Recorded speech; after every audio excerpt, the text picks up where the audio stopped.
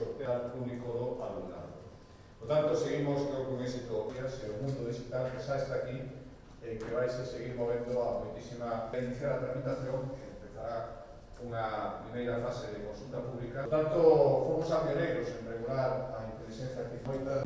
A proposta da Consellería de Educación, pero é certo que implica a varias consellerías e supón seguir traballando para colocar a Galicia nesa posición ponteira dentro do Estado en materia de innovación. Unha das maneiras é seguir avanzando, obtendo resultados na chamada compra pública innovadora, que é unha modalidade de contratación que permite dispoñer de ferramentas e de suministros que non están disponibles no mercado e, polo tanto, teñen que ser realizados especificamente. Galicia leva tempo xa apostando pola compra pública innovadora.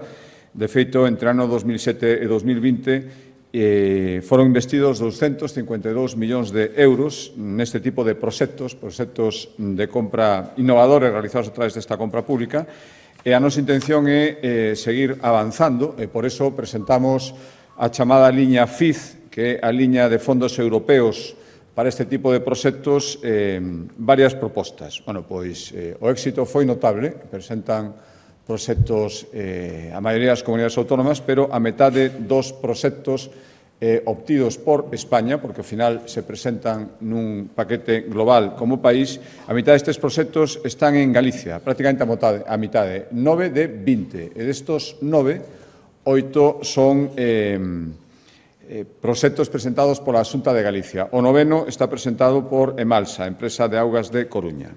As consellerías que presentaron proxectos foron as de Sanidade, a de Economía, a de Medio Ambiente e a de Educación.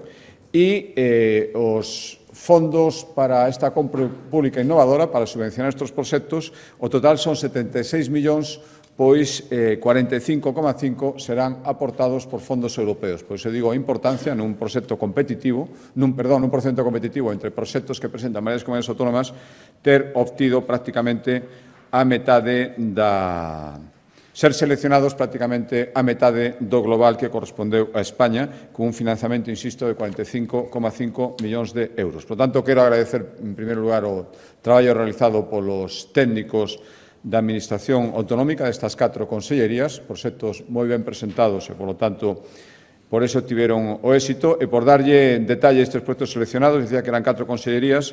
Sanidade é a que obtén a maior porcentaxe de financiamento, 20 millóns, para seguir avanzando na chamada medicina personalizada e de precisión, sobre todo no campo da oncoloxía, biomarcadores oncolóxicos, sistemas de simulación para detección precoz e análisis xenómicas. Para iso serán 20 millóns de euros. Consellería de Economía, 21,3 millóns de euros en 4 iniciativas. Unha de 8,5 para digitalizar os datos xeolóxicos mineiros de Galicia, outra de 4,2 para proxectos vencellados ao hidróxeno verde, enerxía do futuro, 5,7 para propostas que teñen que ver con esa zona experimental de enerxía eólica mariña en Punta Langosteira e, por último, 2,8 millóns para seguir avanzando en a utilización de materiais sostibles na construción, principalmente madeira. Terceira consellería, a Consellería de Medio Ambiente, 12,8 millóns de euros para 2 proxectos. Un que busca reducir a pegada de carbono en Galicia, con diferentes medidas para xestionar en tempo real os sumidorios naturais de CO2, todo o que ten que ver cos créditos de carbono, 6,8 millóns de euros, e un proxecto de 6 millóns para crear un semelgo digital da Conca Galicia Costa. E, como saben, é a Conca sobre que a Xunta de Galicia ten competencias exclusivas. E, por último, a cuarta consellería, Consellería de Educación, 16,5 millóns de euros que obtén para mellorar a calidade no sistema educativo utilizando a inteligencia artificial, con 2 proxectos. Utilizar a inteligencia artificial para previr abandono escolar e a outra parte do proxecto que ten financiación é para dispoñer canto antes do expediente digital único do alumnado.